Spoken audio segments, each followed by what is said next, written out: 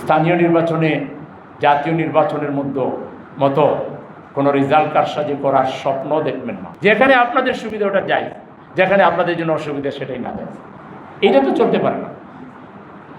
আজকে ঢাকা শহর চাঁদাবাজি, টেন্ডারবাজি, বিশেষ করে মাদকের আখড়ায় পরিণত হয়েছে। মাদক এখন খাবার টেবিলে। একজন মহিলা এমপি বলেছেন, খাবারে ভেজাল আছে কিন্তু মাদকে ভেজাল নাই। নির্ভেজাল মাদক দিয়ে গোটা ঢাকা শহরের তরুণ সমাজকে বোধ বানিয়ে, তাদেরকে দলীয় কর্মী বানিয়ে নির্বাচনী বৈতরণী পার হতে চান। আগামী স্থানীয় নির্বাচনে জাতীয় নির্বাচনের মতো কোনো রেজাল্ট কারসাজি করার স্বপ্ন দেখবেন না। এই স্বপ্ন দুঃস্বপ্নে পরিণত হতে পারে। এই ধরনের একটা স্থানীয় নির্বাচন, যেটা জনগণের সেবক হওয়ার একটা ব্যাপার, নাগরিক সেবা ঘরে ঘরে পৌঁছে দিতে হবে।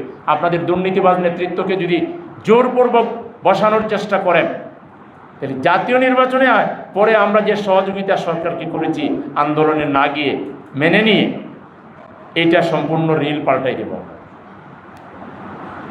জাতীয় নির্বাচনে আমরা কিন্তু ২০ খেয়ে ২০ হজম একটা কথা আছে না, যে ভাই কামড় দিয়ে কোনোরকম আমরা আমাদের কষ্টগুলো চেপে নিয়ে আপনাদেরকে সাপোর্ট দিয়েছি। অর্থাৎ দেশ সামনের দিকে আগাই যাক, আমরা না হয়ে ক্ষমতায় আপাতত নাই গেলাম, আমরা ধৈর্য ধরেছি। কিন্তু স্থানীয় নির্বাচনে তো ভাই আপনাদের প্রধানমন্ত্রিত্ব যাবে না, সরকারও বদলাবে না। কিছু মানুষকে আসতে দেন, যারা সত্যিকার সেবক, যারা সত্যিকার মানবিক মানুষ, যারা সত্যিকার অর্থে যাদের সামাজিক কাজ আছে, যারা 12 মাস 24 ঘন্টা সামাজিক কাজ করে, সেরকম সেবক প্রকৃতির কিছু মানুষকে আসতে দেন। এখানে ভোটের মাধ্যমে জনগণ যাকে ভোট দিবে তারাই নেতা হবে। এর বাইরে কোনো কিছু কল্পনা করলে বড় ধরনের একটা ঝুঁকির মধ্যে, পরিস্থিতির মধ্যে আপনাদেরকে পড়তে হবে। এই জন্য আমরা এটাও দাবি জানাই যে আপনারা স্থানীয় নির্বাচন শুরু ঢাকা থেকে করেন। ঢাকা থেকে করলে এর গরম, এর হাওয়া গ্রাম পর্যন্ত, আর ভালো ইলেকশন যদি করেন তাইলে গ্রামে গঞ্জে উৎসাহ উদ্দীপনা তৈরি হবে। ঢাকা গিয়ে তো ভয় পান কেন?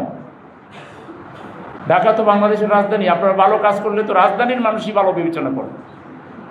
আগে স্থানীয় নির্বাচন 2 সিটির নির্বাচনের মধ্য দিয়ে শুরু করার জন্য আমি সাংবাদিক ভাইদের মাধ্যমে জোর দাবি জানাচ্ছি সরকারের কাছে।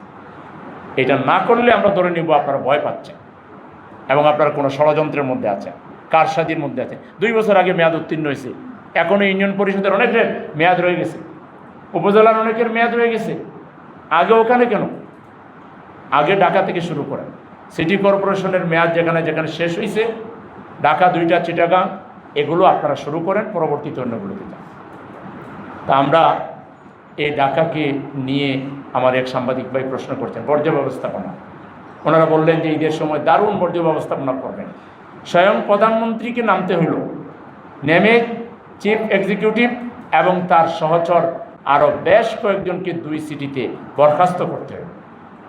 তাহলে বর্জ্য ব্যবস্থাপনাটা বোঝেন, আর ওনারা কি বোঝেন আর কি জানেন। ময়লার বাগাড়ে, দুর্গন্ধে ফজরের নামাজে মসজিদে যাওয়া যায় না। শিশুরা যে একটা কোনো পার্কে যাবে, তার আগে তারা অসুস্থ হয়ে যায়। পার্কে গিয়ে মুক্ত বাতাস বিনোদন করার কথা, তার আগে সে আরও 3টা খারাপ রোগের জীবাণু নিয়ে চলে যায়।